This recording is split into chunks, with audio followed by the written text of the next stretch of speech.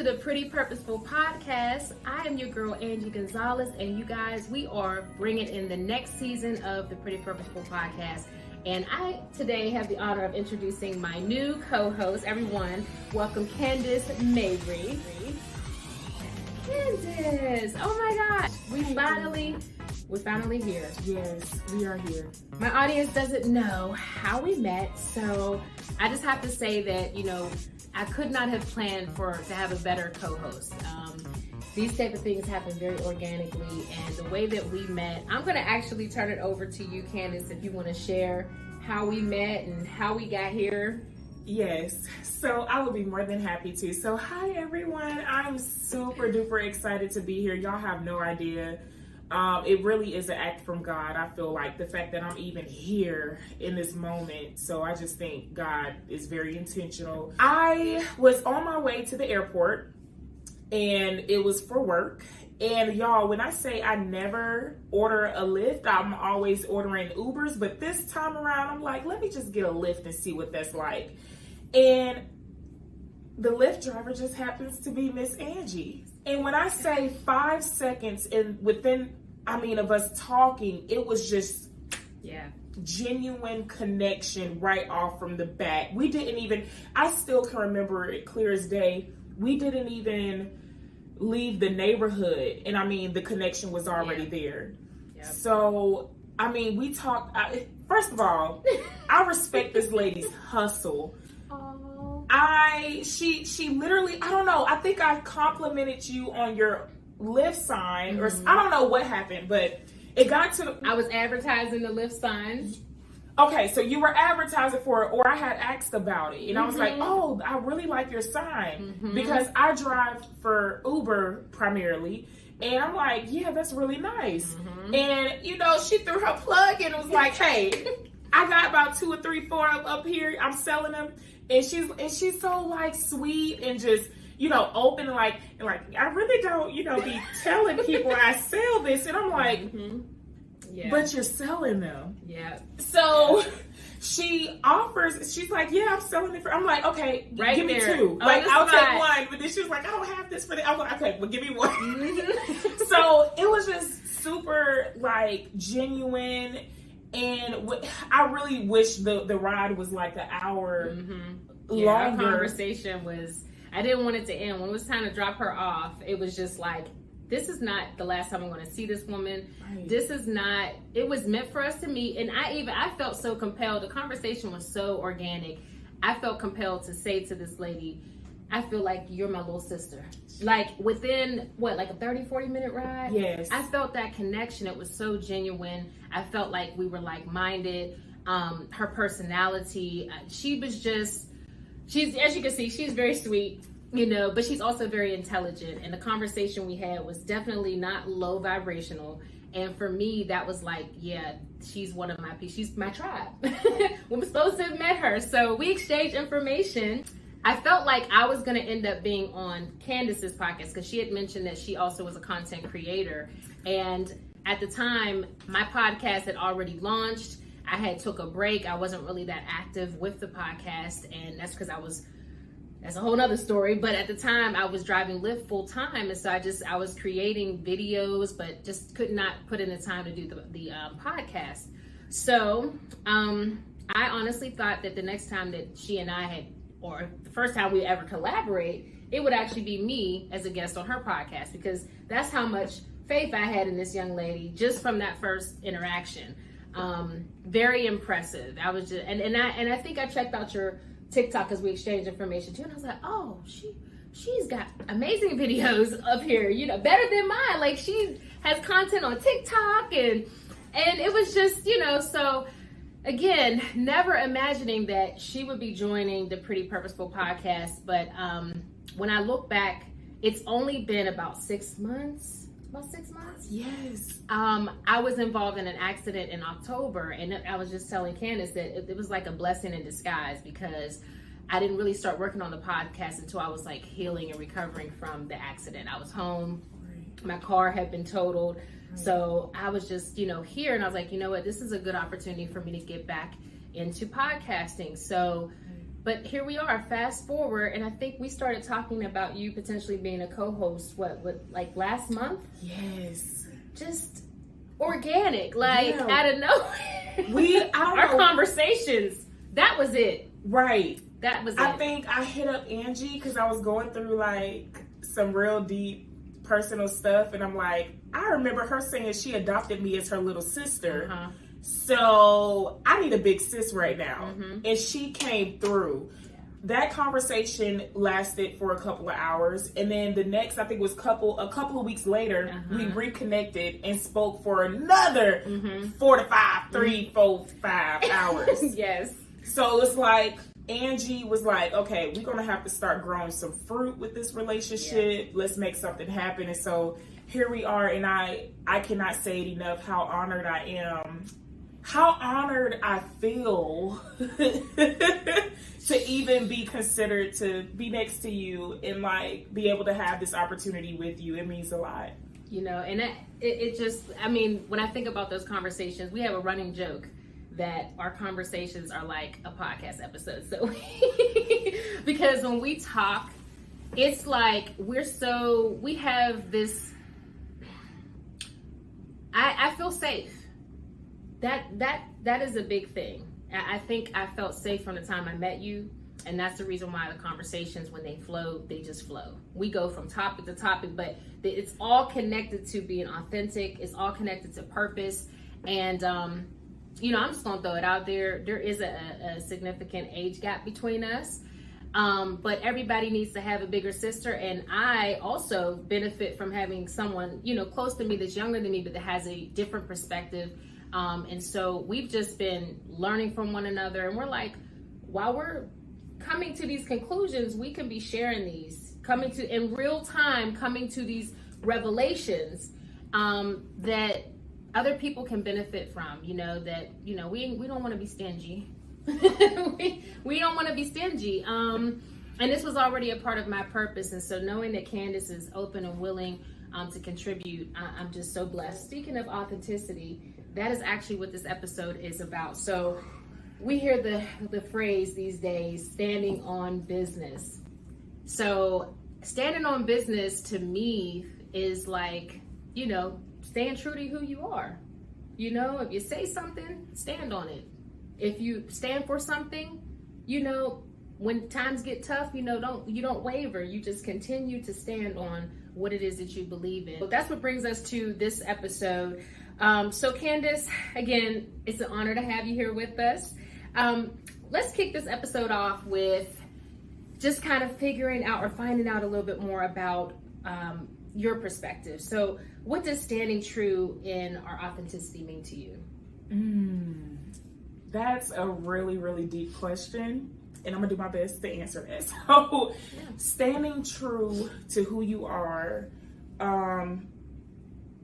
I feel like that means respecting who you are. I feel like that means honoring what you like and honoring what you don't like. And nobody can interfere with that. Like when you get to a place to where you value yourself so much, I think that naturally comes with you being your most authentic self. Because, okay, I know I don't like to drink, for example. I'm not, if I'm somewhere in an environment where they're doing that, like I know I don't like to do it. I'm not about to force myself to get drunk because other people are doing it, because I value what I like, and I want to be true to who I am. So I don't want to be telling a lie. It never turns out well when you do. Exactly. Yeah. So it really is honoring yourself, honoring what you value, what you like, what you don't like. Yeah. That's really what's, I think, being true to yourself and being authentic. I agree. I completely agree. It's definitely something that I think if you don't have the words, you know, growing up to really, you know, describe what that means. We hear the sayings a lot of times in our community, the Black community, keeping it real, keeping it 100, right? These are the things that we use to describe authenticity. Right. But if you don't really see authenticity in motion, an example of that consistently. Right. You know, I think it took me till I got to maybe my mid-20s before I really understood what authenticity was and why it was important. Now, I'll say this. I never was trying to walk around and be fake, but you also hear fake it till you make it. So, right? So you come to a point where you're like, okay, if I keep faking it till I make it, I'm not honoring myself, because I'm going to have to continue to keep trying to re-identify, you lose a sense of self when you're not staying true to, you're not grounded, first of all, because anything that's popping, you flowing with it and going with it, and next thing you know, who are you? So for me, authenticity is one, recognizing that it does matter. It is something that I think every human should hopefully have the opportunity to confront and to fully embrace and walk in it, because I think it's definitely a decision. It's definitely a personal choice. So that was, and you know, honestly, that's really self-love when you really think about it. Hello, that's really showing yourself some love, and you know, showing that you believe in yourself. And I mean, if you're not true to yourself, you cannot be true to anybody else. You cannot be true to anybody else. And I definitely want to touch on that after I ask this one question for you. So you mentioned self-love. Mm-hmm. So what does real self-love look like to you? And then let's really go back into, if you can't love yourself, then you can't love anyone else. Because I honestly had a struggle trying to figure out, what do people mean when they say, if you don't love yourself, you can't love nobody else? I really struggled trying to understand that. Yeah. So what does real self-love look like to you? For me, real self-love is, first we have to start with accepting just genuinely who we are. Right. Flaws and all. And when I say flaws and all, I'm saying the things that we know that we can work on. There's certain things about us that you can't really, well, let me not say you can't, because nowadays you can change pretty much anything about your physical appearance, right? But I think internally, I think self-love starts within, right? And however you feel inside is going to determine how you look on the outside. See, when you love yourself on the inside and you're owning who you are, when you're having those positive self moments, affirmations, right? When you're confronting yourself and checking yourself and challenging yourself, I believe that is a demonstration of self-love. Giving yourself grace is self-love. Forgiving yourself is self-love. And when we realize that, hey, we're not perfect, but if we can love ourselves in our most imperfect human way, then when we recognize that we're able to do it for ourselves and continue to be a work in progress, then we're able to love another person who is also in their walk. And nobody's perfect, but you're able to identify and say, you know what? I can love this person because I understand that this person just has their own journey they're in. They may not be where I am at the moment, but that doesn't mean that I can't still love them. But I can accept them just as they are. I just had an aha moment. I kid you not, because it really, the way you just answered that, it made so much sense. And I feel like a higher vibrational person is able to have this emotional intelligence to be able to relate to anybody that's in any sort of vibrational level, right? Even if they don't know, even if they don't understand. Right. So I just thought about, influential people that I look up to. And yes, I think they do love themselves, because the way that they're able to relate to people, that it's like, how can you love this person? Yeah. The way that they're able to relate to them is like, wow. Yeah. You just really made that crystal clear, and I want to thank you for explaining that. Of course. I literally just had an aha moment, because when you truly know yourself, when you truly love yourself, you're able to be compassionate towards others no matter what level they're on. Absolutely. Yeah. It's not easy. I mean, it's definitely, and you mentioned, influential people, right? One person that came to mind was Iyanla. Love her, right? And I mean, there's so many others, but she's one that she's able, when they say Yana fixed my life, well, she wouldn't be able to help you if she hadn't owned her own stuff, right? Another person that comes to mind, Lisa Nichols. Are you familiar with Lisa Nichols? She's a motivational speaker. Yes. Very transparent sister. Yes. You know, her story, very inspirational. She does a lot of motivational speaking, but a lot of her messaging is around self-love and acceptance. And it's all a part of our own, you know, individual evolution. And so I just feel that, you know, when it comes to self-love, you have to start with yourself. That's it for me. You're a constant work in progress. You know, as you grow, as you go through, you experience different things.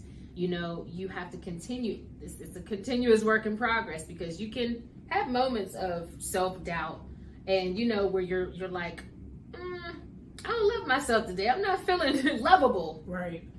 But the self-love kicks in when you realize and acknowledge that. The moment you realize that, hey, I'm not the most lovable right now. Even if you're struggling to love yourself, that moment of clarity is a start. That's your start. Until you acknowledge that, then you're not going to be loving yourself. So self-awareness is self-love as well. Thank you. That's it. We talked about, you know, needing to love ourselves in order for us to love others, right?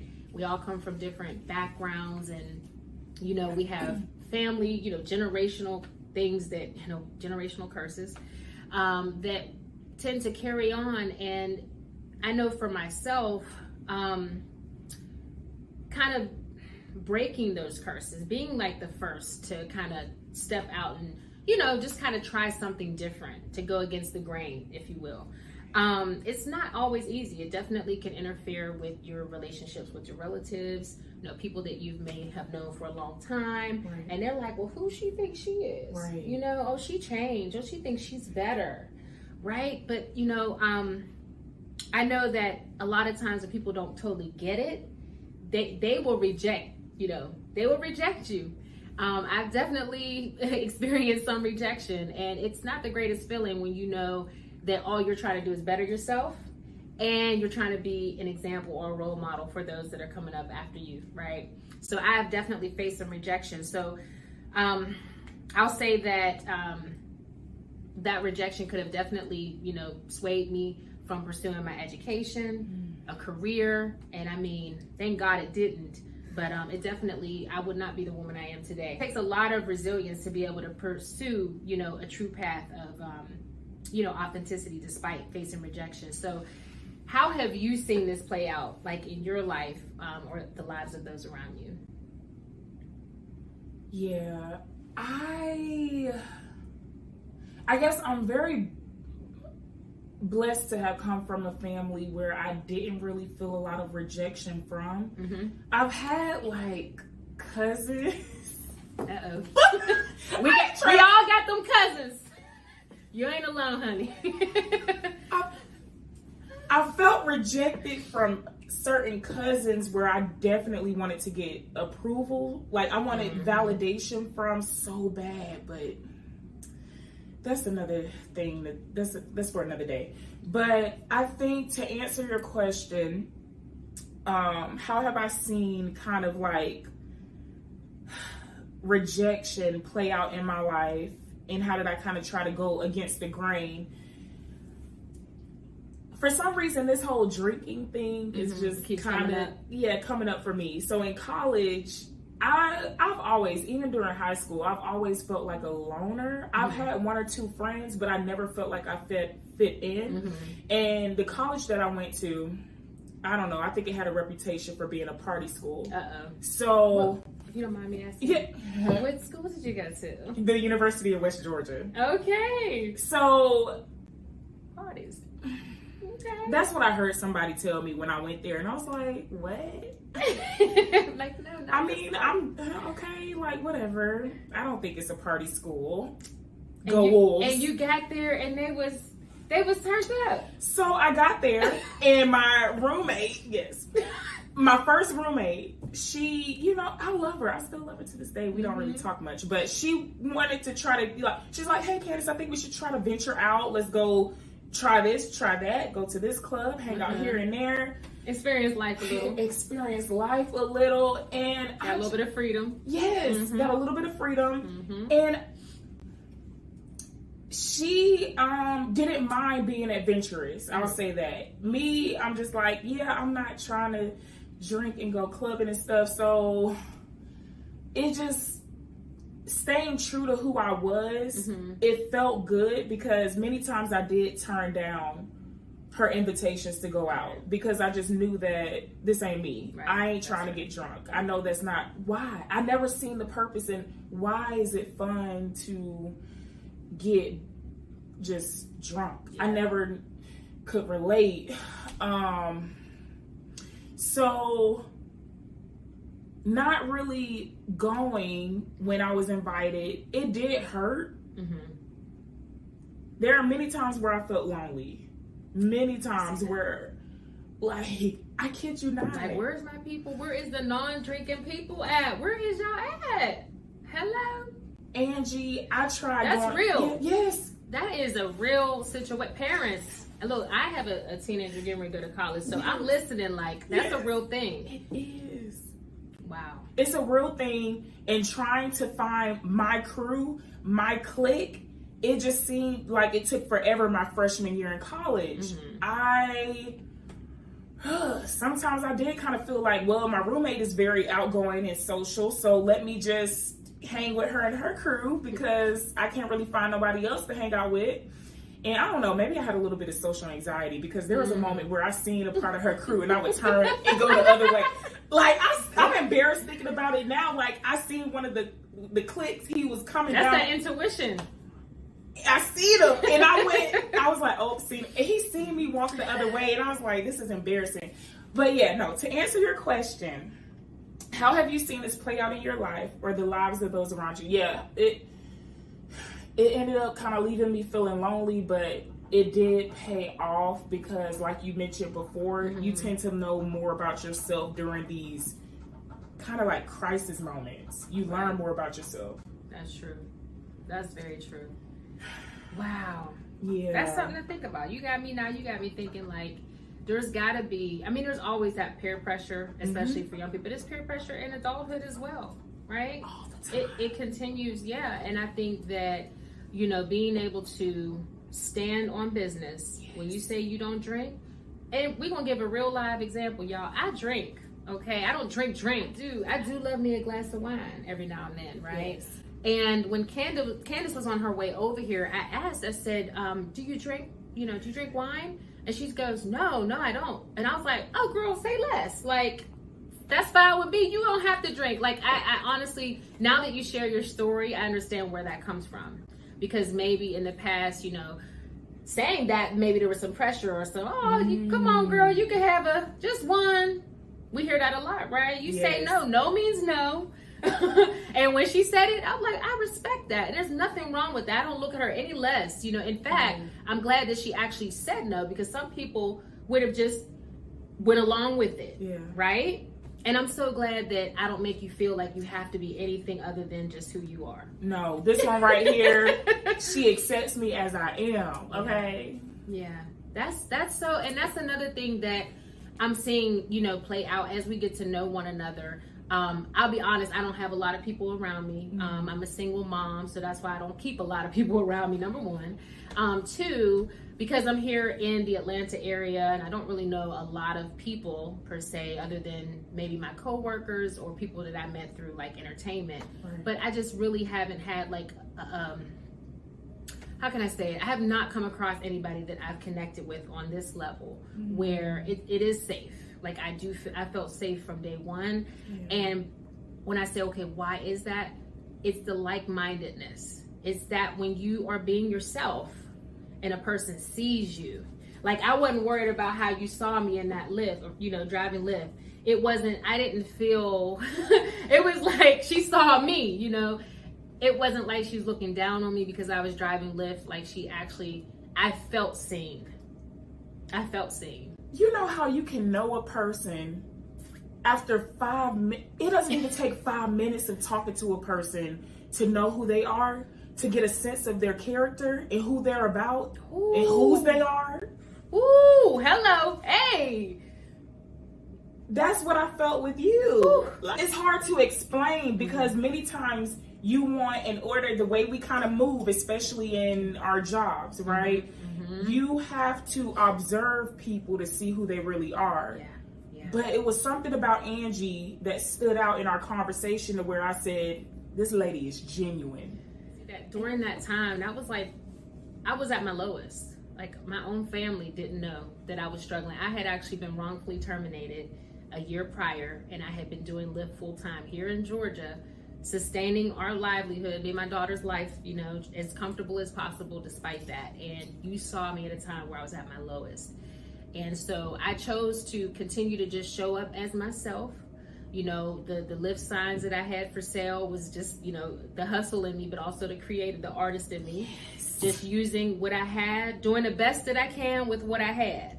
And having those type of interactions daily. I met a lot of people during Lyft, but there's only a handful that I can actually say that I felt saw me, and we're still connected to this day. There's a greater purpose behind it. So I chose to use that platform as, show up as authentically as possible. I was very vulnerable in that position already. I mean, being a woman driving Lyft by myself, you're already in a vulnerable situation, right? Yes. So having that human connection and opportunity to meet people, it's like, I don't know if I'm going to ever see this person again, but I want to make sure when they see me, they're seeing this is the genuine me, Yeah. That, and also knowing that I had a greater purpose, knowing that this was just a temporary situation. I never let the situation define me. I never let it define me. Where is the box? Where is the sound effect? Right? Like, I need. So we gonna work on that. Yes, we got that. We need that. We do. That was definitely a moment. Yeah, that's a moment. All right. I have a question for you. Yes. Angee. So setting boundaries with family and friends is very crucial, right? And this is something that I struggle with. Mm-hmm. But after going through something personal in my life, it's kind of helped me to grow to where... Ooh, you said going through something helped you grow? That's what I said. She said going through something. She grew through it. But going through something helped her grow. It helped me to grow, and I see myself changing and setting boundaries with friends. And it's been hard, but anyway, to my question. So how do we evolve into our most authentic self without feeling guilty? Yeah. How do we evolve into our most authentic self without feeling guilty? Because, like I said, people want to keep you in a box. People want to keep you in a box, and people think you are okay with staying in a box. And like I said, I've had to set up some boundaries with friends. Yeah, not just friends. I know for me, it's been friends and family especially. So I know for me, let me say, on my dad's side, I'm one of the older in my generation, and one of the oldest in my generation. And so there was that pressure, I knew I had younger cousins and siblings coming up under me, and I'm still trying to find my way, right? So they probably seen me make some bad choices, basically growing. Right. And then when I get to this point where I'm clear about what it is I want to do, I'm clear about, I wouldn't say I'm completely clear about who I am, but I knew that I had a bigger purpose, and I knew that it had something to do with helping others. I just didn't know exactly how. And I said, I cannot fulfill that if I'm not walking the walk. I had to start walking that walk. And of course, because it didn't align with what some of my relatives were doing or what they were used to me doing, I didn't fit in that box of whatever perception they had of me. I was breaking out of that, and I was no longer afraid of not being validated by them. Ooh, right? So this new person, this new version of me, I was looking for them to be willing to be accepting of the change in me. And a lot of times they weren't. And I felt it. I felt it. It made me feel like, am I doing the right thing? Am I making the right decision? I feel like I'm abandoning my family. Like, me changing was separated. It was distancing me because we didn't have a lot in common anymore. And it got to the point where at one point in time, I was still kind of living a lifestyle, and I didn't even realize it at the point that I was still vulnerable, but I did not have a clear idea of what my purpose was. So, but I was doing things that I hadn't done before, which was like maintaining a job, independent, paying my own rent, right? So I'm doing these things consistently, and again, I'm one of the older cousins in the family. Right. I do have an older sibling, but I'm speaking specifically to on my dad's side, because I was more closer with my cousins and siblings on that side. So I often felt a lot of pressure, like eyes on me. You know, they're looking up to me to do something. Right. You know, break this family, this generational curse. And but even when I didn't have a clear idea of what my purpose was, the fact that I was holding down a job, the fact that I wasn't hanging in the bars like I used to, the fact that I was, paying my own rent, I try to put them on. I get a job. I'm in a job. I had been in a job for the longest. I had held, at this one point in time, I had been working at Dish Network, one of my first customer service jobs. Yes. And one of the very first jobs that I actually held down consistently and started to be responsible, right? I actually try to put multiple cousins on. I even put one of my aunts on. Right. I got them in there. Right. Didn't work out. And at that moment, it didn't really click, because I'm like, these are individuals. They got their own choices. They don't have to work here. Exactly. But in my mind, I'm like, yo, I just put you onto a corporate career with benefits. Hello. What are you doing? You making me look bad. Just being honest. But ultimately, for me, that was the first kind of like, okay, you can't stay where they're at because you want them to be, you know what I'm saying? Like, you still have to keep elevating, but you can still reach back every now and again. And every time throughout my life, as I progressed, whether it was, I had started a business, try to loop my family in, try to get them involved. I had a bouncy house company in Pittsburgh, and, they've seen me accomplish some things, whether it would be with my music. I always try to loop them in, but it got to the point where it's like, okay, I found myself almost like trying to pull people up, And it's like, at the same time, it was more of them than there was of me. So here I am by myself, trying to, trying to pave a way, trying to break a curse. And so I had to stop feeling guilty. I stopped feeling guilty when I realized that, like, I'm not doing any of us any good if I continue to just settle and stay where I am to make other people comfortable, or make other people accept me, or, And so as I continued on my path of growth, I noticed that the distance between us got bigger and bigger and bigger. That gap just grew. I got a question for you, Angee. Do you feel like can we honestly help people that don't want to help themselves? No, absolutely not. But whatever happened to, but you feel like you could be a positive influence. You feel like you can influence people to make certain decisions. But at what point do you see that, I can't help you because you clearly don't want to help yourself? Well, I've actually been through that several times. And for me, it often shows up as multiple occurrences of the same situation. Got it. Like, hey, everybody has, a bad situation happen and they need someone to get them out of a crisis. But if every just regular, occurrence is the things that adults encounter, right?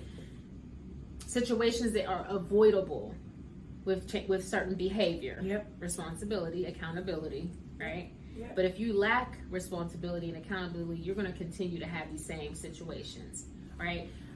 Same script, different cast type of situation. But I'm not going to continue to be that ace in the hole or that get out of jail free card. I'll show up for you the first time. Second time, I might even show up, and then I might like hold your hand and show you something like, okay, this is what you should do to avoid this. But if you just continue to, then now I'm an enabler. And I'm not I'm not signing up to enable anyone. I will empower you. I'll educate you. I'll advocate for you, but I'm not going to enable the same behavior. And so I've had to cut family off that I love and still love to this day, and pray for them and think about them and wish them the best and still rooting for them. But I have had to separate. It's tough love. It's hard. But you have to detach, because if you don't set the boundary, they will continue to rely on you, depend on you, and they'll never build that muscle, that strength, to sustain their own lives.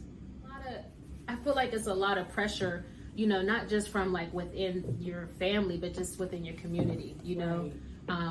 It could be in various settings. It could be, pressure from church. If you grew up in a very religious family, or you grew up in a church, sometimes you feel so dedicated and committed to that church that, hey, even going to visit another church, you're like, oh, I done cheated on my church. I'm not loyal to, they'll make you, if they say, oh, you cheating on us? We heard you was over at Sister So-and-so's church. It's stuff like that it's not healthy, right? You don't want that type of guilt trip. You shouldn't have to be guilt tripped to go fellowship with other people. If you start hanging out with a new crowd of people who are more like-minded, the people who, we feel, obligated to, family, sometimes we're not aligned with them. Sometimes they're not like-minded. We just have the same DNA. We just got... And that's the beauty of being able, like, we can't help who we're family to, right? We can't help that, but we can help who we decide to have in our lives, like you just said. There's relatives and there's family. Yeah, somebody shared that with me one day, and it stuck. Yep, it did. Speaking of like pressures and stuff, what do you think about? Because we see a lot like on social media, and of course the internet is very influential in how people show up in the world. And as we were mentioning earlier, like the fake it till you make it type of thing, right? We see that so much. It's like, is anything real on social media? But with that, being a part of our daily lives now, like, do you think, is it worth staying true to yourself in today's society? Is it really worth it, do you think? This is a hard question, and there's so many things rolling through my head, because I just had to delete Facebook off my phone. Mm-hmm. I just had to take the app off, because the societal pressures are, I'm 31, mm-hmm. you should be like marrying somebody right now, or at least thinking about having kids. I don't know if you're familiar with Kevin Samuels. Mm-hmm. Okay, Kevin Samuels definitely lit some fire mm-hmm. on that pressure. Okay, I'm in the danger zone. May he rest in peace. But yeah, I see what he definitely, he changed a lot of, I think he ignited some things, and it was not beneficial to the community. It was like to our detriment. And I feel like that came from a very broken place. So it sparked the gender wars, all these different like boxes that they be putting women in. Yes. So there's really, like, where is the authenticity in just getting to know someone? That part. And you're absolutely right. And I just feel like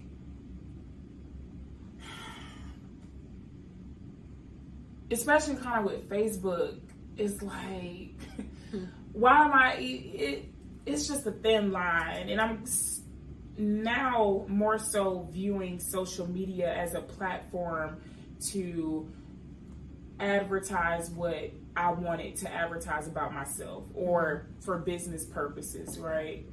Not for showing like the flashiness of my life, even though I do post pictures here and there. Like I just came from a trip from Dubai. It was awesome, that was nice. Oh, Dubai. A nice experience, but it's like at the same time, you earned that though. Did you not earn that? Okay, I'll accept that. But at the same time, I just have this feeling of, why do I need to post it? Well, I don't know. It's weird. I have to say, hold up now. I'm going to say something, because I feel you. But do you realize, Candace, you work hard. You earn that. There are people that are posting trips of things that they themselves cannot afford. And that's the difference. I feel like if you're posting, hell, I would be posting, I don't care where I went, I'm going to share what I saw. You may not be able to experience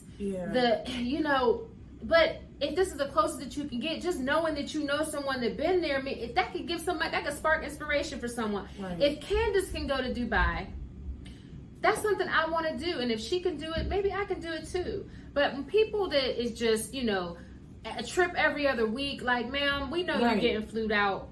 We know you getting flued out. Okay. Period. You make me feel a little better because... what you gonna say, Angee? I got flued out before. Okay. I ain't gonna lie. But I also have funded my own trips from my hard work. And, ain't nothing wrong with getting... Listen, it's a difference when you're faking that lifestyle, like you're actually doing it. But if you're not someone who actually is willing to put in the work to experience those things and you just feel entitled, that's the difference. But what you do and what you share, you shouldn't feel guilty for that. You earned it. Come on now. But you get where I'm coming from. Like, I don't know. I guess it's I feel like I'm being do you feel it was pressure? Critical. Do you feel it was pressure to even experience that? Or is that something you genuinely wanted to experience? It is something I wanted to experience, but it's like I'm almost scared of people viewing me as bragging because I went. But then again, I'm like, okay, this is what goes in my mind. I'm like, okay, Candace, are you projecting on how you truly feel? Like, do you feel like when people post things that they're bragging? And I'm like... That's a good question. I mean... it's hey, listen, that's self-awareness, y'all. Y'all see that? She is aware of self. Okay, she is checking herself. People take notes. Okay, that's what I'm talking about. That is being authentic, and there's nothing wrong with that. I mean, just the fact that you had to take a step back and say, okay, what is my intention behind this? It doesn't change the fact that you wanted to go on that trip and you wanted to share your pictures, right? But to have that moment of self-reflection and say, do you feel that people are viewing you this way because maybe if you have, guess what? Give yourself grace. Maybe you have been jealous. We can see things and we can be like, but guess what? When you experienced it yourself, you no longer were envious or jealous. Like you know. That's true. So maybe you was inspired. Somebody may be inspired by that. I have not been to Dubai yet. Okay, you gotta go. I would love to go. Now I'll say this: if I didn't have, let me take that back because let me say something. I will say this: regardless of being a single mom, there are certain trips I could have done, but I'm such a dedicated mom that really I have never done. Like, I think I did maybe one girls trip in my daughter's whole entire life. Wow. One. So I would love to do that again someday. Of course, she's an adult now. She'll be going off to college. And so I will have those moments of experiencing that. Yeah. But Dubai has been on my bucket list for a while. You got to go. Right? When I see on my timeline someone that I follow who's younger than me, who went to Dubai, who doesn't have children, and she's living her best life. I'm like, yes, I'm not jealous. Now, I'm looking and I'm like, wow, I really can't wait to experience that. I really can't wait to experience that. Now, I'm not mad that she experienced it though. There's a difference. I think being inspired and, it's okay. I'll say, I don't know if there's a healthy way to be jealous, but I think maybe it depends on a relationship. Yep. Let me just say that. It depends on the relationship. Because the person that I saw is someone who I actually respect. Yes. So it was different. So that's why it was more of I admired, I was inspired. Yes. It wasn't like a jealousy thing. No. Instead of just deleting people, what I did was I snoozed people initially. I snoozed people. Oh, yeah, you can do that. Yeah, because some people I didn't really necessarily... At first, I was like, okay, I don't really want to delete them. Right. Let me just snooze them. And so I snoozed them. And then when they came back on my timeline after that 30 days or so, it was still the same negativity. It was still the drama. It was still So I said, you know what? They don't engage with me anyway. Right. Who cares if they notice that I'm not following them anymore? Right. Or if I delete them. So I did. Now, some people, I'll say this. I walked into 2024 with the notion that I'm not blocking anybody anymore. Unless somebody is just harassing me online, which I haven't had, like, I don't think I've ever experienced, like, real, like, harassment on social media. But I would block people just to keep people out of my business that I knew was stalking me. Gotcha. Because I've definitely been stalked. Yeah. So, doing that for me, it was very liberating. I didn't feel entrapped by pretending to care about their lives, because I really didn't care. If they were saying something that was really meaningful or relatable, but it was just drama, subliminals, and I didn't want to partake in that anymore. Right. So that's what I do now, and I'm so thankful I stood on business. I knew exactly why I was, disassociating myself. And as long as you stay connected, it creates a false sense of, like, almost like entitlement, or almost like a false, like a connection. It's not real. Oh my gosh. It's, it's really not real. At least it's not a healthy connection. No, it's not. I would rather somebody just be a neutral connection, healthy and neutral, than one that's just completely just toxic. Like, we know there's no loyalty, there's no respect even sometimes. That's what I said. I don't follow certain celebrities that I don't respect. If I don't respect them, or I don't condone with the things that they're doing, I'm not going to pretend like I follow just because everybody else does. Yes. Because I'm still taking in that toxicity. If I'm going to hear about what they're doing, I'm going to hear about it some other way, but it's not going to be because I willingly signed up to. And that shows the level of integrity that you have. I have to do that because I learned. I know what that can do. It goes against who I am, right? So if I know that if that's the lifestyle that I don't support, I don't want to have anything to do with it, then if I'm allowing that individual to continue to show up on my timeline every day, that means it's almost like I'm dodgeable every day. I'm showing up knowing I'm going to get hit with some toxic, but I'm signing up to get hit with some, like, why would I keep doing that to myself? Because then that's going to have me continuously questioning myself. Like, are you really, here comes that imposter syndrome. Are you really changing? Are you really growing? Have you really evolved? Yeah. Staying true to who you are. Is you really standing on business? No. So the definition of integrity, the way that I know it and the way it was taught to me, is that integrity is doing the right thing when nobody is looking. Yeah. And that's what I mean. Yeah. You standing on business when it's just you and God. Yeah. Because there's purpose behind it. It's because if I didn't know what my purpose was, how could I align? And I think that's one of the things we were going to talk about. How do you align your actions? But you got to know your purpose. You got to know your purpose. And I'm reminded of this quote. It is better to be hated for who you are than to be loved for who you are not. Sis,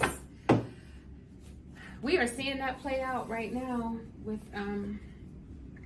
P. Diddy. I'm gonna sip on that one.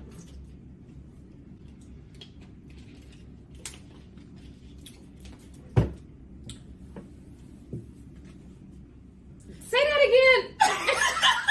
Said, now it's better to be hated for who you are than loved for who you are not. I'm just thinking, like, and not that we're gonna shift this focus on Diddy, but I just want to say that sometimes when people aren't showing up authentically as they are, people will love you for who they think you are. Now we're seeing, allegedly, he's not who he's been showing up as. So now there's the backlash of people realizing that, they don't really know. Well, that's a whole nother. But they're basing their loyalty, their support, their trust, their respect on the reliance of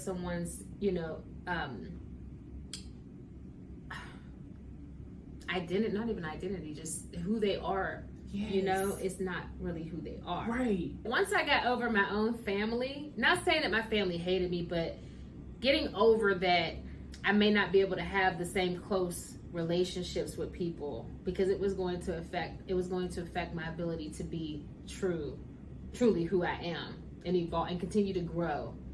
Right? That was very hard. But once I got over that, anybody else, if I could get over my own family, anybody else is not going to be hard for me to be like, okay, this don't align. Okay, I'm standing on business.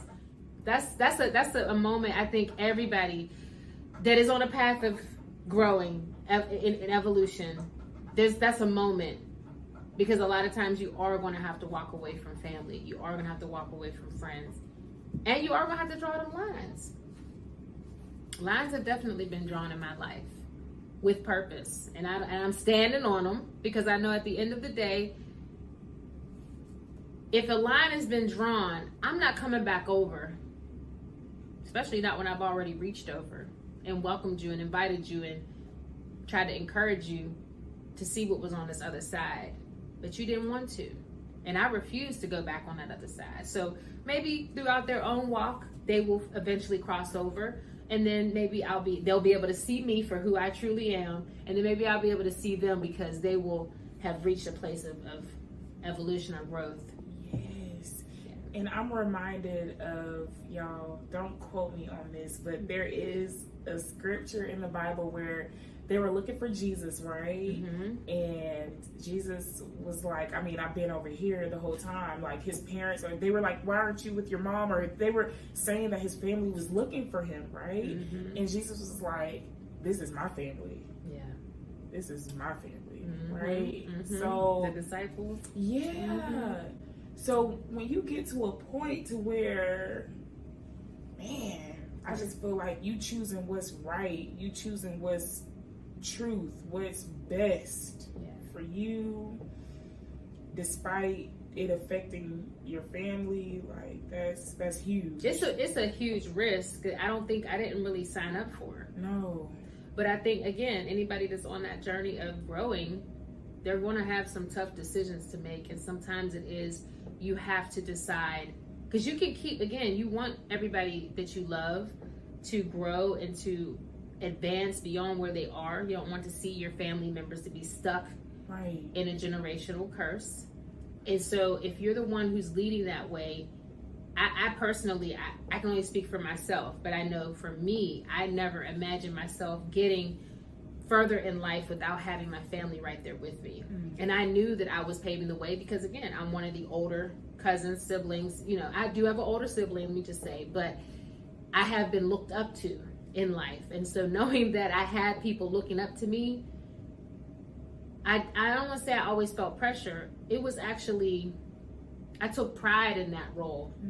Because I told you I didn't have any, I won't say I don't have any younger siblings. I didn't grow up in a house with younger siblings. Right. So I always felt like I was just a baby. But then when I got in a position of, okay, I'm an older cousin, and I do have younger siblings that I didn't grow up in the same household with, but they do look up to me. So I'm like, look, maybe I might be the one to get us out the hood. Or maybe, if I can't get us all out the hood, maybe I could at least walk that path to inspire the next to follow behind. And, and that's pretty much what I've been doing.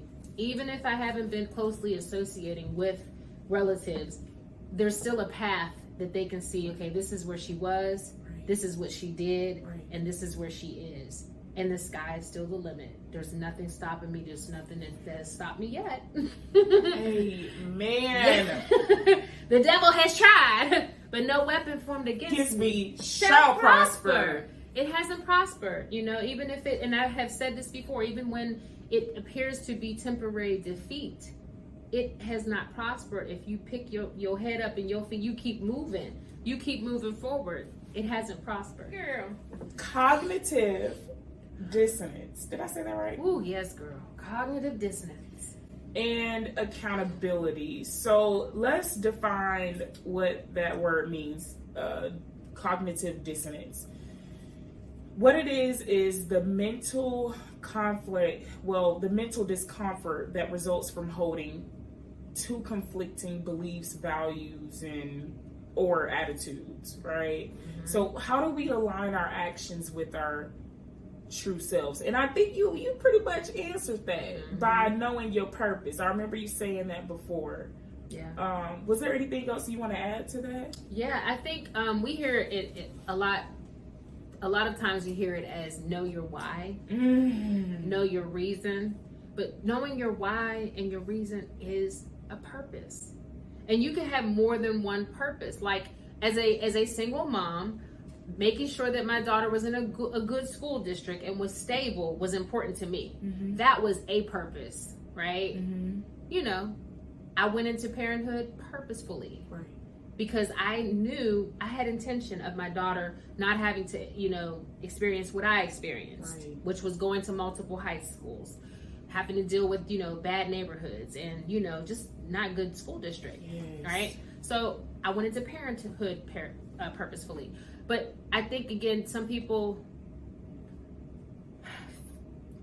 may consider when you have a purpose to just be, one thing. Right. It's like, no.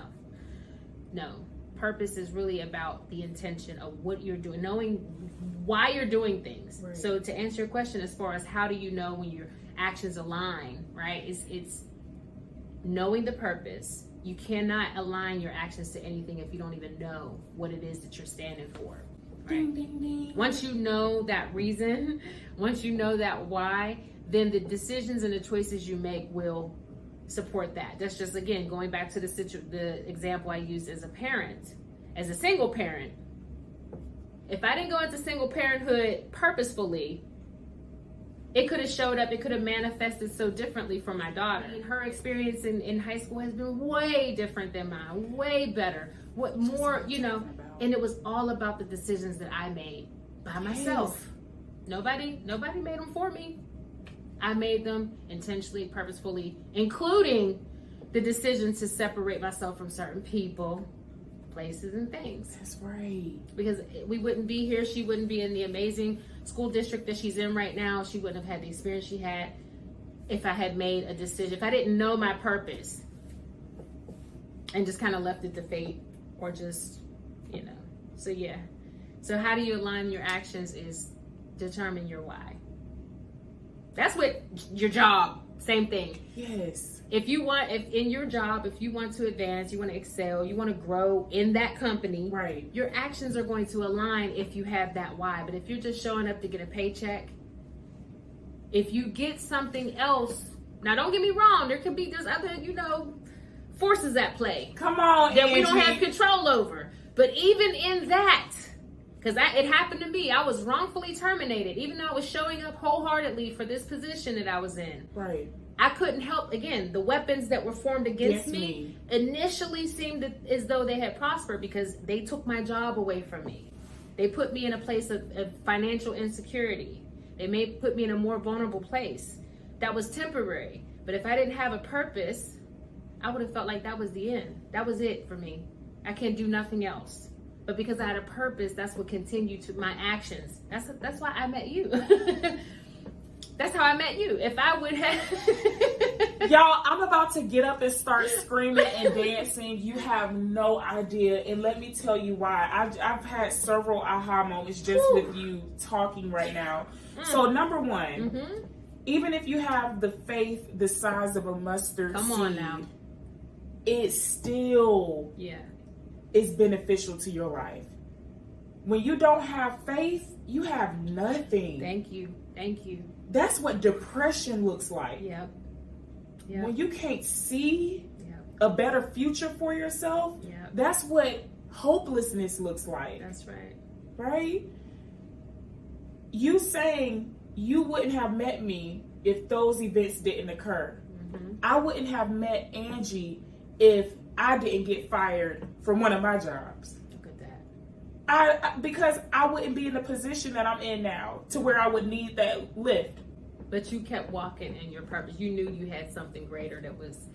Oh my gosh. You knew there was something, It keeps you moving forward. We don't necessarily know what it looks like. But we just know as long as we're walking forward and we have that purpose, it's like that guide. It's like the roadmap. You don't know specifically where you're going to land, but as long as your actions are aligned, can we break that down? Because I want to help somebody today. Come on, let's.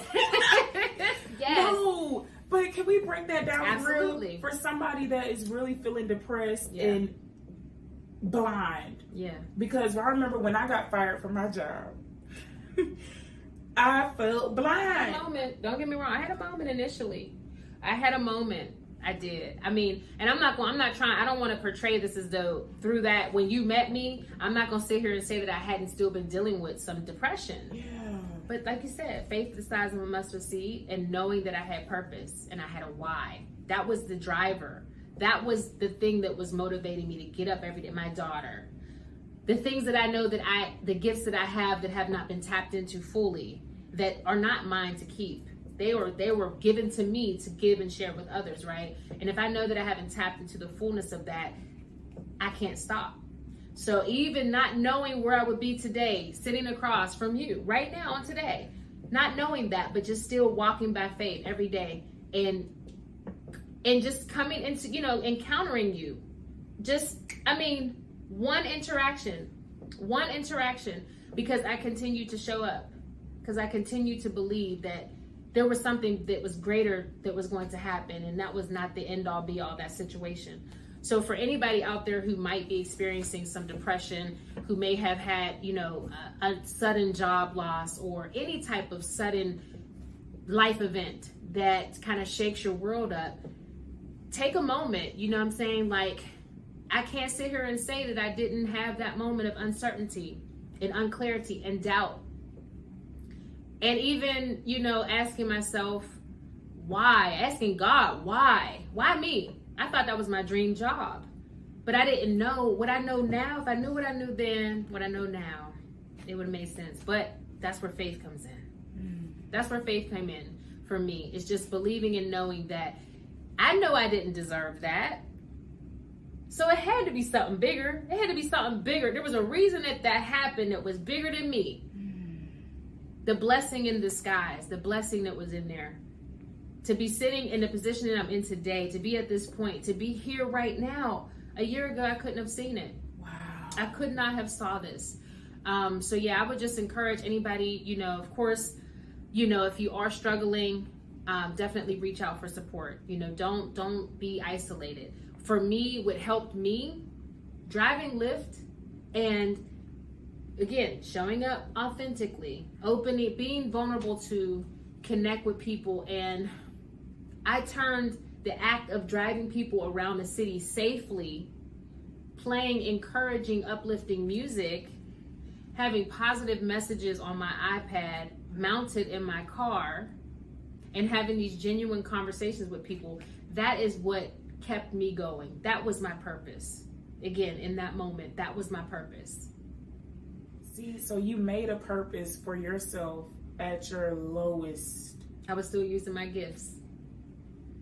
Not knowing when I was going to get a job, not knowing if I was going to be able to pay the rent, not knowing if my daughter was going to be able to have, there's a lot, senior dues and the prom and graduation. It's very expensive. Not knowing if I was going to be able to, fulfill those things for her.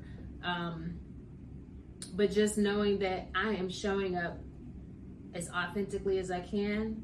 I am doing the best with what I have, and I'm having faith. And I have faith. Period. Yeah. So, that's saying, do what you can with what you have. For me, I felt like I had too much talent, too many gifts to let a situation like that put me on the shelf. I still had purpose. There was still value in me. Right. And driving, it was dangerous every day. I was eventually involved in an accident, but every day prior to that, I knew I was risking my life, but I knew while I was doing it, it was going to be about something bigger than just making some money. It was bigger than just making some money. It was about seeing people, even if just for that moment,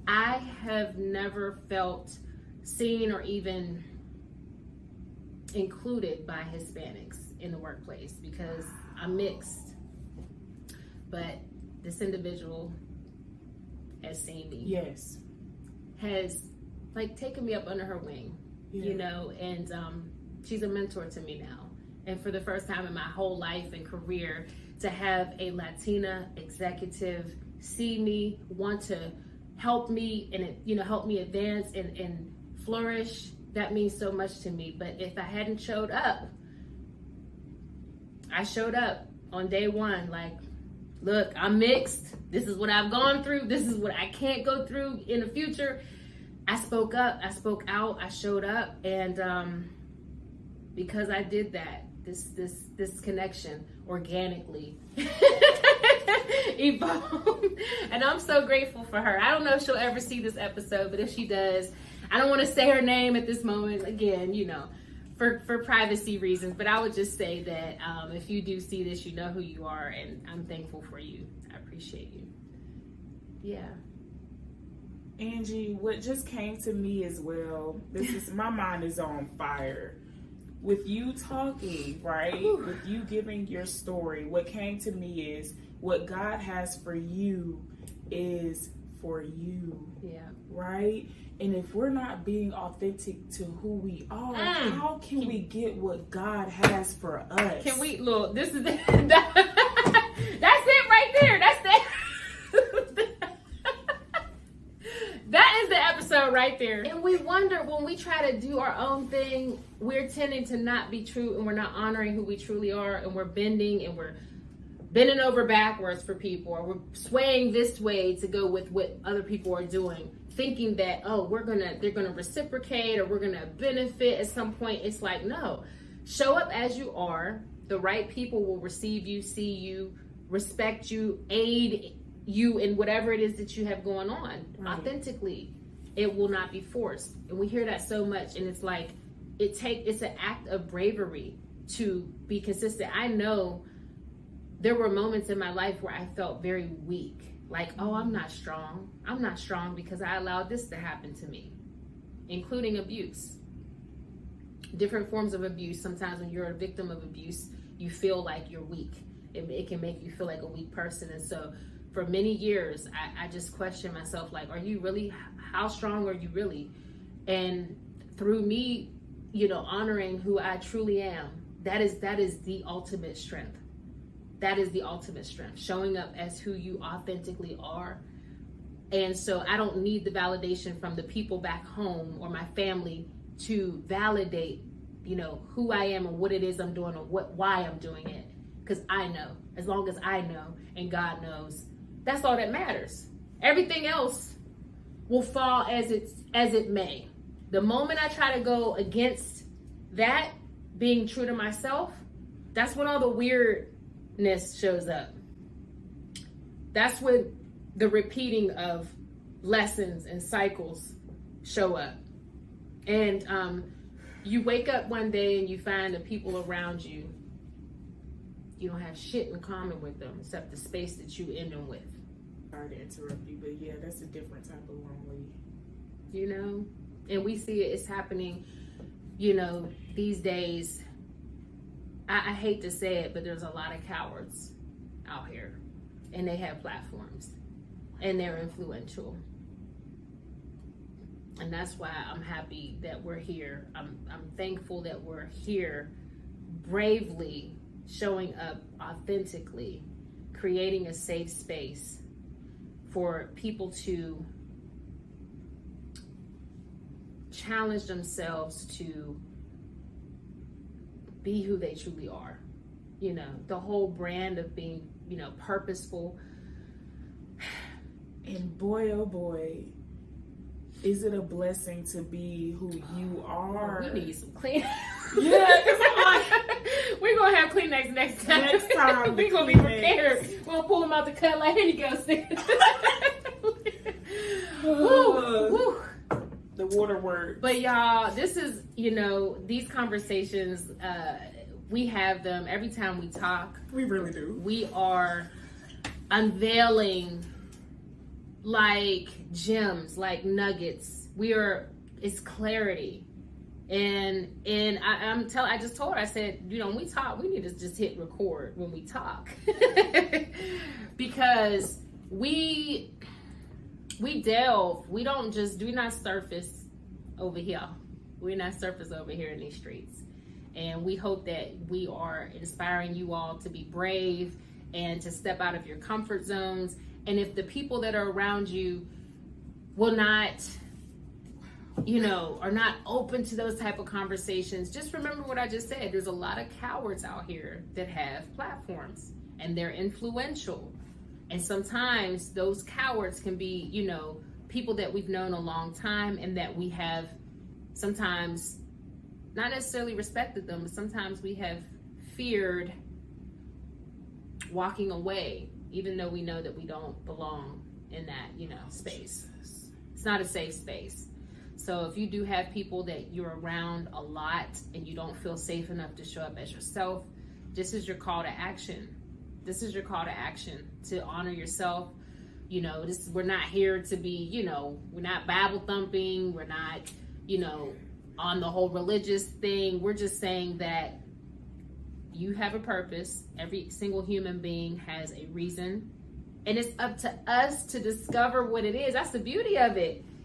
It's not going to be the same for everybody, but you're going to find people in your walk that have similar purposes or that are assigned to be a part of your purpose, and you are assigned to be a part of their purpose. And you only recognize those people when you are walking in your true, authentic self. Speaking of which, so social media definitely can it can definitely amplify a sense of loneliness.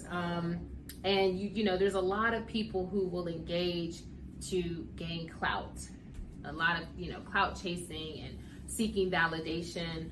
How you think this has affected us as a society?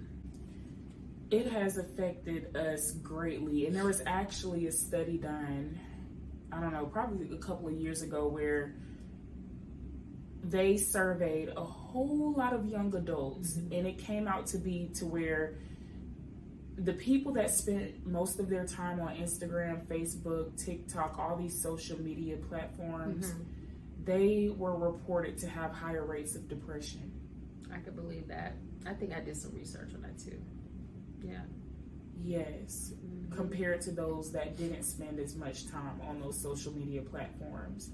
Yeah. And what's crazy is, oh my gosh, like, it's levels to this.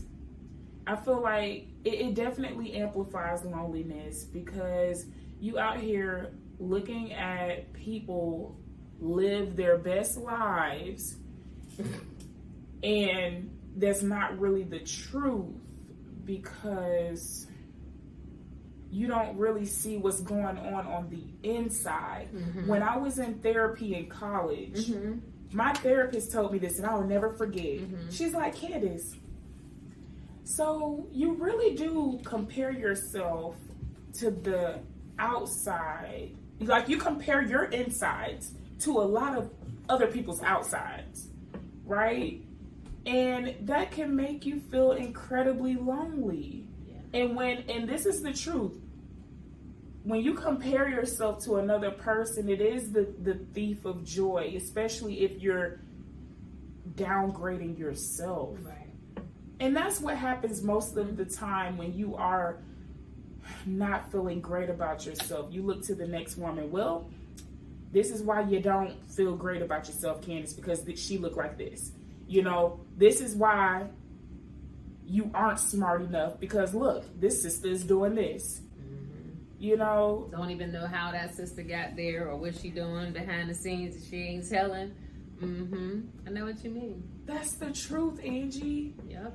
And you do feel alone, because social media makes it hard for people to not be a coward. Social media makes it hard for people to not be cowards. Yep. You need to come off a certain way. Yep. Look like you got it together and look like you got it all. I seen a post the other day. It was It was posted in a group that I'm in on Facebook, and you know, people just post sometimes random memes and stuff. Right. And it was a girl. I don't know if you've seen it. I think it's viral, but she was talking about how a guy had sent her $30 for lunch. Yeah, and she was like, "Now, peep this again. I'm not judging anybody, because here I have baby hairs. I like the baby hair, but you know, there's the whole phenomenon of, you know, influencers that are wearing lace fronts with the baby hair. Like a lot of people are looking alike these days. Everybody same wigs, you know, same makeup. So this young lady was literally saying that a young man had offered to send her some lunch money, and he only sent her $30. She was like, $30, yeah, the whole head, neck roll, like.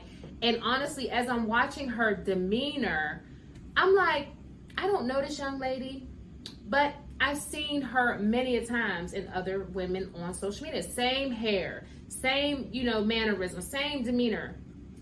Entitled. Like, $30, sweetheart, that's enough for lunch. No, I need an appetizer. I need drinks. It's not just very ungrateful. But what struck me initially was just her demeanor. Someone needs to let them know that is not cute. Mm-hmm. And you are putting yourself in a box. Whether you know it or not, you are putting yourself in a box. Mm-hmm. You know, and that is, unfortunately, that is what promotes the cowardness, because it's like, oh, as long as I sound and look like so-and-so, I'm good. I could just, I'm in these internet streets and I'm doing it. And I could demand that a guy pay more, you know, get, you know, more than $30 for lunch. Like, you should be lucky anybody is offering you anything. Like, you should not feel lucky, but you should be grateful that man even offered to buy you lunch, and he never even went on a date with you. Okay, that doesn't happen. I couldn't believe it. I said, wow, but this is the generation, you know, we're seeing in the younger generation now. It's just this entitlement, and they're not really being true to themselves. And, you know, again, we got to give grace to young people because they have to grow. But it just made me realize, like, why do everybody look the same? Why everybody sound the same? And now it's almost like that's the blindness. Like, you are blind when you literally are not willing to look at yourself in the mirror and see, who are you? Are you a reflection of who you want to be? Or are you just a reflection of who you're seeing all the time because that's who you following? You see what I'm saying? Wow. Like, you can't be influenced by something that you don't follow. And the reason why the woman that you're seeing here right now today, Candace, the woman y'all seeing here, the people that I follow on my social media reflect similar values. I could just name off top. First person come to mind, India Ari. Yes. Which, girl, yes, that's a whole nother. God bless our sister India. She is such a gift to this earth. I'm telling you. I mean, I could talk. I just went to her concert. I really could probably do a whole podcast on that whole experience, but individuals like her, like I said, Iyanla, Lisa Nichols. I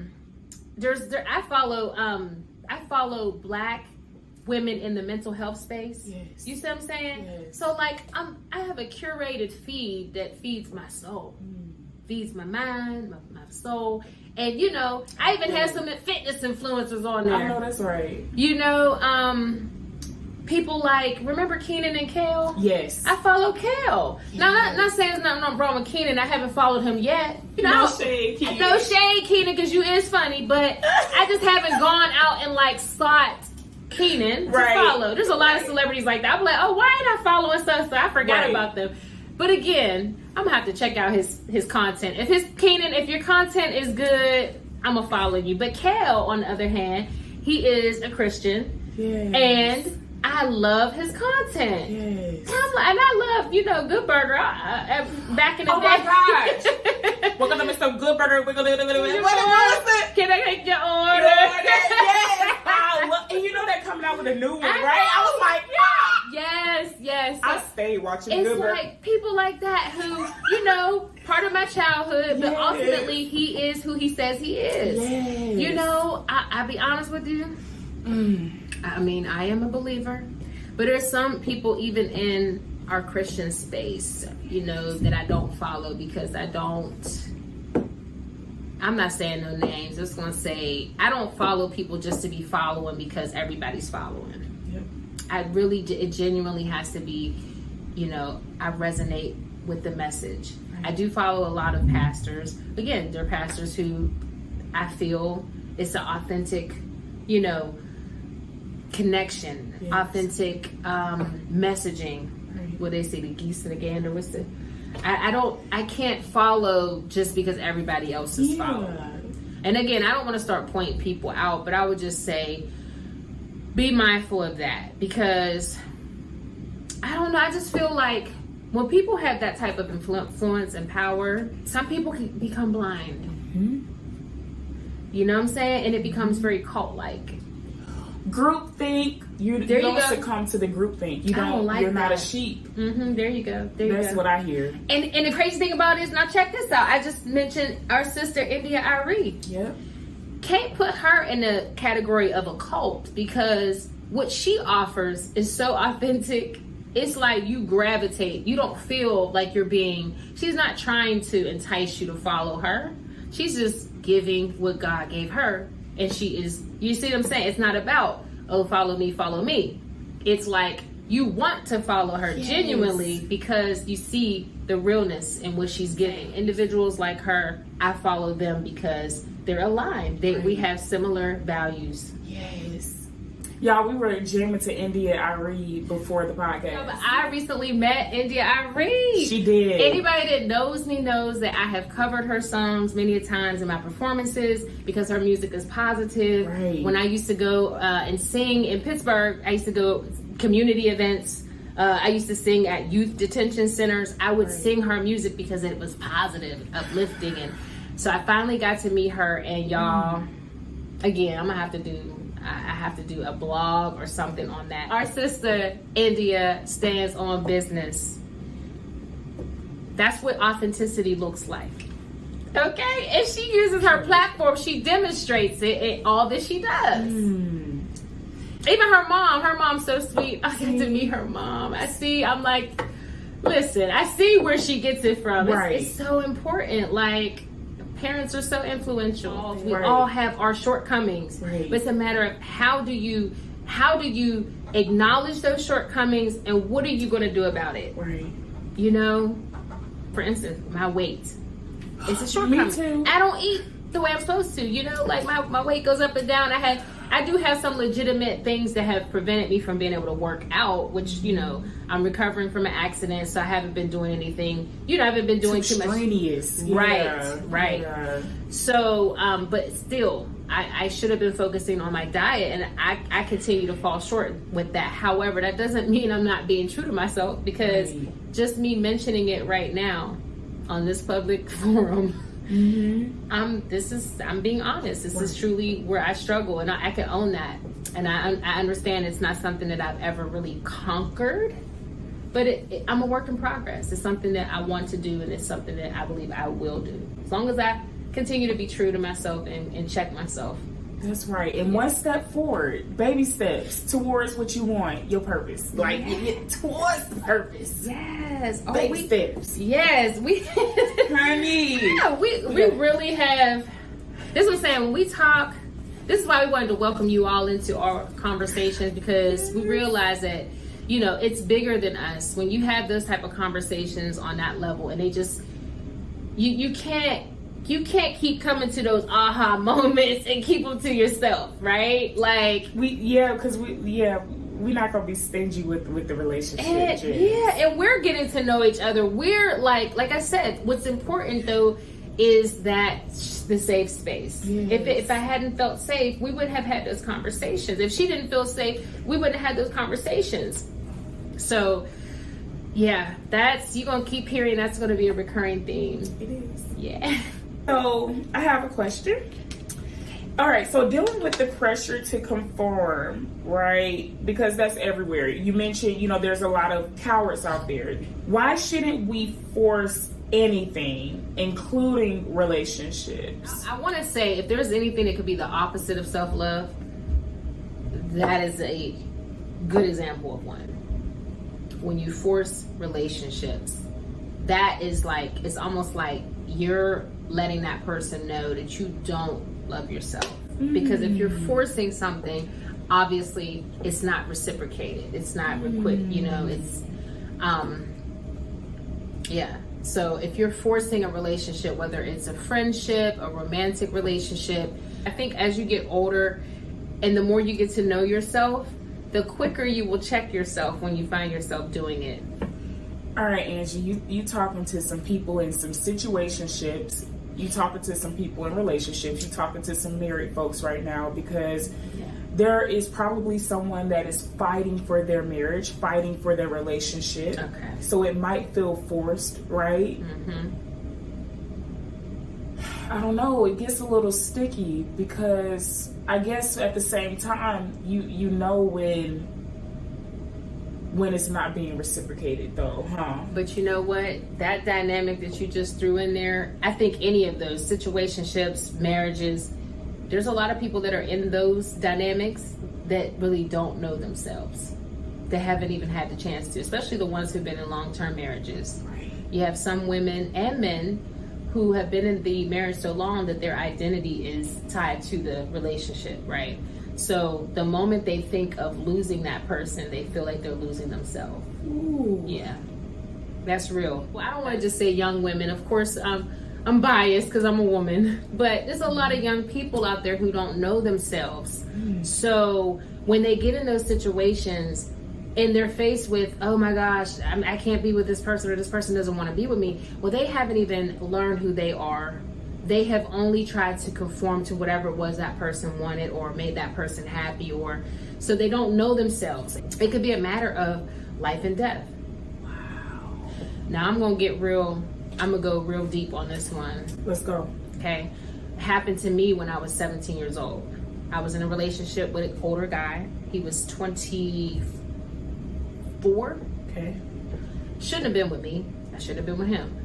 But again, everybody's, upbringing is different. Right. I had been on my own. I was actually legally emancipated. I was telling you about that. Yes. I got emancipated at 17. So technically I was legal. Right. Okay.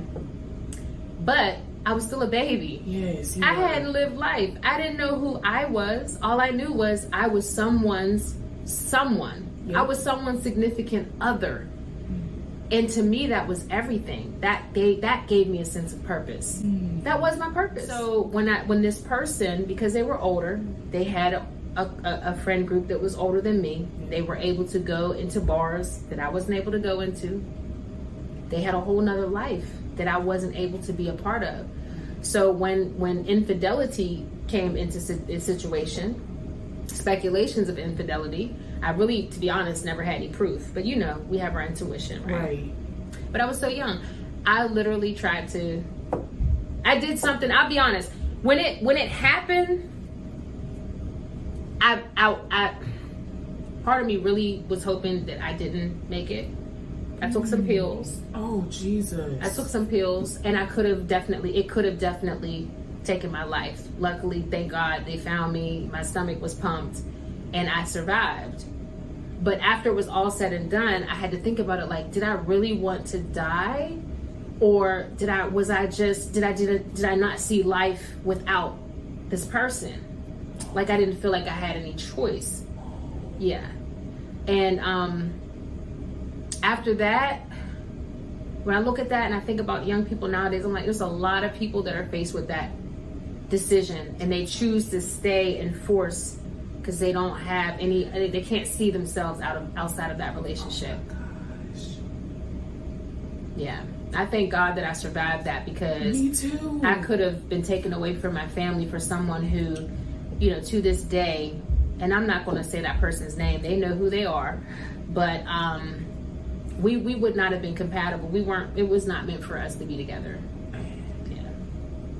Wow, Angee. Mm-hmm. And I can speak about that today and not tear up, because that was young Angee, and I have grown so much from that point. And I realized that I didn't know anything when I was making that decision. Age is just a number, and everyone's experiences are different. I was actually quite mature at 17. Yes. You have some people who are in their 20s and 30s who still have the mind of a 17-year-old. I was 17 and I thought I was grown. I thought I knew it all, but I was responsible when it came to taking care of myself, but when it came to taking care of my inner self, like getting to know me, I had no idea that was a thing. I didn't know that was a thing, and that was the thing that was missing. I'm speechless because I feel like, I just feel like I can relate. When you are so attached to someone, and then when you even think about that person moving on or entertaining someone else, it's just too heavy. But a lot of women don't really talk about, unless you're with, I guess you're fortunate to have close friends that you're with to really open up to. Right. Yeah. But I think that, we gotta do a better job with talking. Absolutely. As women, I don't care. Man, we gotta do a better job with talking. And we were talking about like when you do talk, like don't worry about what people do with the information. Like that's not your business, right? You said that. It's not your business. And it's not to say go out there and just be telling everybody, because you do have to know, like, are you in a safe space? And if you create the platform to talk, if you create the space, then you know that it's safe because you're creating it. It's not being forced upon you. You're doing it with intention. You're being purposeful about it. Like how I've shared some things on here that were quite personal today, and you as well. Like we've shared. This is a space that we're creating, and we're sharing this information with a purpose to help other people to know that they're not alone. Jesus. To share that there is, it gets better. And if someone was to take any information that was shared today and use it as, that just speaks to their character. That speaks to who they are. Yep. It doesn't change the impact. It doesn't change the impact that will come from our authenticity today. We have to stop being afraid, stop allowing the thought of tea prevent us from speaking, because that is your power. Because you let other people tell your story, they rob you of your voice. Oh my gosh, can you please, I want you to read this key quote. There is a quote that Angee stated when I spoke with her, and I just really want her to read it. Yeah, I'm not worried about how Candace sees me. I'm worried, does Candace see me? If someone is not a part of my inner circle, or I don't feel that they're like-minded, then most likely they don't see me. And I'm able to recognize that. But that only comes with getting to know yourself. Right. Yeah. Because you'll know, when you know yourself, you know when someone sees you. Right. Because you know who you are. But if you don't know who you are, then it's almost as like it's not really something that you value. You don't really value being seen. I mean, why would you want to be seen if you don't know who the hell you are? For the wrong reasons. Another thing that I had told you that I want to share with the audience, and those people who have been following me know, I've been saying this for the longest, like when I want people's attention, I know how to get it, or I'll get it. But I had been hiding in plain sight for a very long time on purpose. Because why would you draw attention to yourself when you don't have anything of value to give? Why would you draw and attract attention? I could go viral. I think I said this in my first podcast episode, the first episode of Pretty Purposeful Podcast. Yes. I had talked about, actually maybe it was episode 2, but it was like purpose over popularity. And what is popularity? Like to be or not to be popular, right? And it's like I had been given attention all my life without doing anything but just showing up. But it was the wrong type of attention. And it was unwanted attention a lot of times, right? It was unwanted attention. You could do without. Right.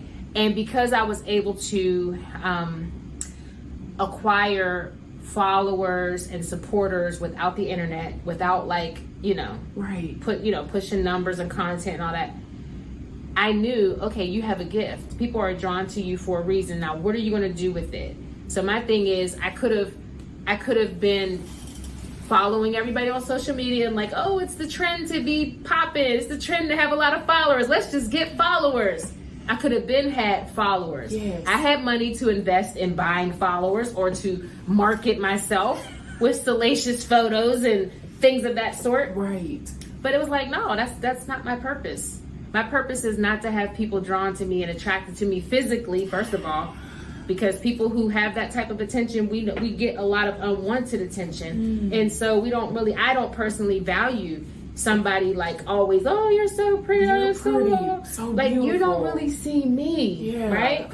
So that's why now I've kind of gradually put myself out there, but again, it's been with intention, it's been with purpose. Right. And that purpose is to help others, to connect with others, and to just walk more in who I am, who you are, being around people who I can actually share space with and be myself.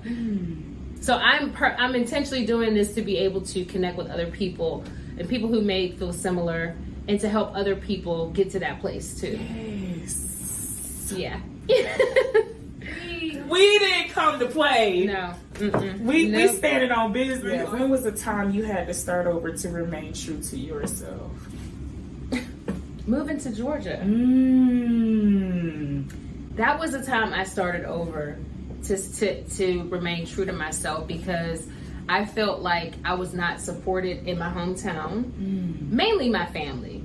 Most of my family, the family that I was close to is in Pittsburgh. Right. So if I'm not getting that support, and that's supposed to be your core, then any other type of like growth that I had professionally, or just life in general, just growing. Right. If you don't have that support system, well then it might be time for you to just, if I'm maintaining and surviving by myself anyway, I might as well go ahead and change up the scenery, go where there's more opportunity, and continue to grow. Right. I wasn't getting support anyway. Wasn't getting the support that I needed or I thought that I should have had. I was tired of being misunderstood. So I'm going to go somewhere now where I can continue to grow. Right. I don't have to feel the pressure or feel guilt or feel bad for not having the support. I've accepted that. And so, I literally took my baby, packed up a 20-foot U-Haul truck, hitched my SUV on the back of it. Our cat, me, my daughter, and our cat, we drove for 3 days, y'all. 3 days from Pennsylvania to Georgia during Hurricane Florence in 2018. That was a leap of faith. As a matter of fact, before I left Pittsburgh, I got a tattoo on my collarbone that says, "Keep the faith." That was when I got the tattoo. When you Keep left? the faith. Before I left. Before you left? I already knew I was coming here. Wow. The month that I came here, I got the tattoo, "Keep the faith." Because it was almost like I needed that reminder for myself. Keep that faith. You getting ready to do something life-changing. You don't even know exactly how it's going to change your life. But if you stay here, you're not going to experience all that you are supposed to. And good, bad, and indifferent, whatever it was I was supposed to experience, it was part of my journey, part of my growth, my evolution. So Angee, that's huge. Like it's not like you didn't have family out here. I had one. Well, so I had cousins here. I wasn't really close with all of them. I had one cousin who I was close with. Okay. She's my first cousin on my mom's side. Okay. So I do still have, I have family here. Yeah. But it wasn't like still, right. But when I came down here in 2018 to visit that cousin, it was during that visit that I realized that I loved Atlanta. All the things that I loved about Atlanta, Pittsburgh didn't have to offer: the culture, the diversity, the opportunities, the Black, successful people that look like me. Yes. That's what got me here. And so, no regrets. In fact, I encourage other people to take those type of leap of faith. Take that, especially when you know that where you're at and the situations are no longer serving you. Know when to go. Yeah. So sharing information with a purpose, not for validation, but for genuine connection. So how do we maintain this authenticity, right? Where we just want to genuinely connect with someone. So we are sharing information. And I know there have been many times where I would share information and I'll walk away feeling embarrassed. Because I felt like it was kind of the wrong group to share it to. But like you said, if you go back to the why of why you did that, I mean... What triggered you to want to, in that moment? Exactly. Was it validation in that moment? Was it being accepted in that moment? You know what I'm saying? Right. Because if you have regrets after, that means you didn't go in with a purpose. Amen. Validation will make you make some decisions that you'll look back later and be like, why did I do that? Why was I hanging with them? Were my people. These were not my people. Yes. We be knowing that sometimes from the door. But it's the validation, it's the boredom. And what's the other one I said? Validation, boredom, and loneliness. Yeah. Yes. Loneliness, boredom, and validation, y'all. It'll get you if you're not walking in purpose. Hopefully someone will hear this and it will help them, feel like they're not alone. Right. And that's a good type of validation. That validates that the feelings you're feeling are quite normal. You're not alone. And you're not. You really aren't. Like, you might be feeling some type of way and trying to be quote unquote strong. Yep. But you are not alone. Yeah. I don't care what you're feeling, what you're going through.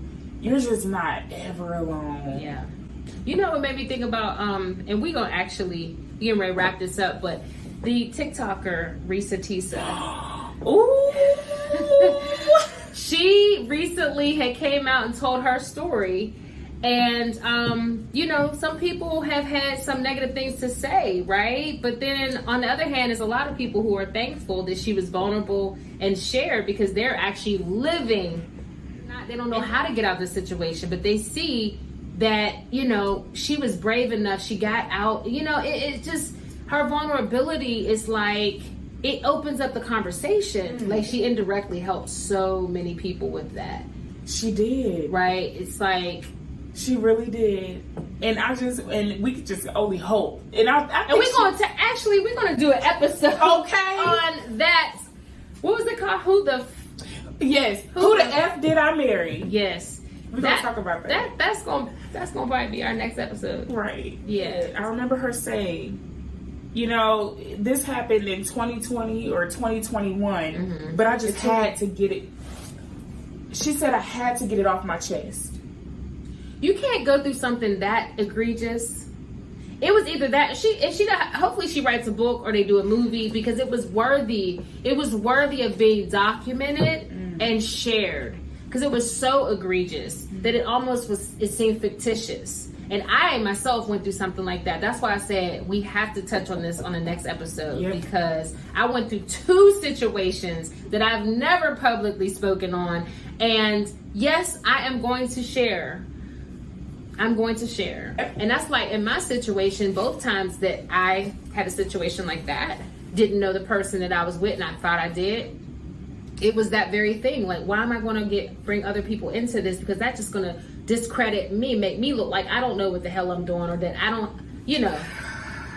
But to know all the details of the situation, a person can say, okay, I can see how that happened. Right. And so I do want to share my story. I know people, my family and some of my people that were close at that time they know about what happened, but they don't know what I went through for real. I'm talking restraining orders. I'm talking being harassed. I'm talking I had to change jobs. And they need to know what signs to look for. And they need to know that it don't matter. You could be the most intelligent person.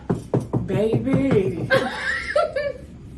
You can. You could be the most intelligent, prettiest, whatever woman. You can still find yourself being a victim. And you have to understand that these people that do these things are not mentally well. The people that do these things to people, the pathological liars, the, living double lives, the harassing and stalking a single vulnerable woman who's in a whole nother state with no, they know what they're doing. I had to change jobs, girl.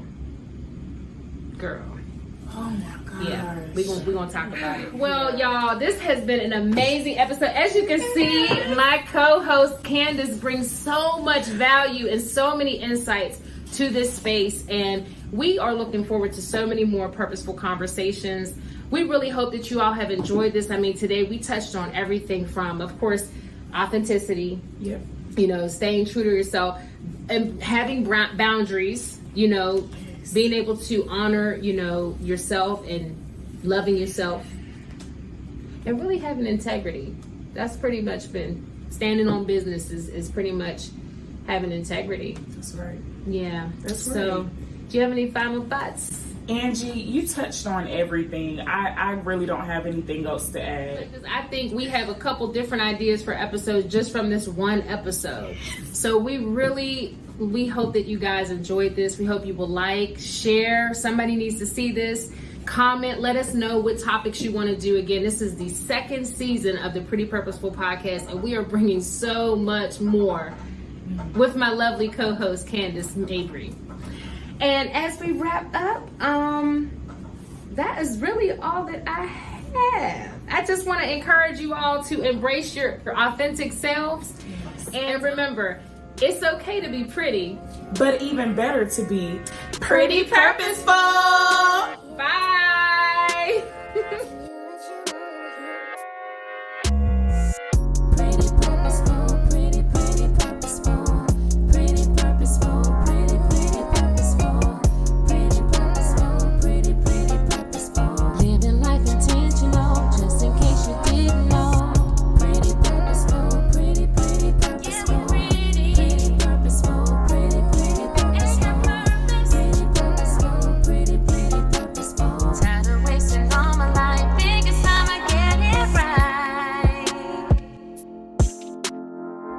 Wasting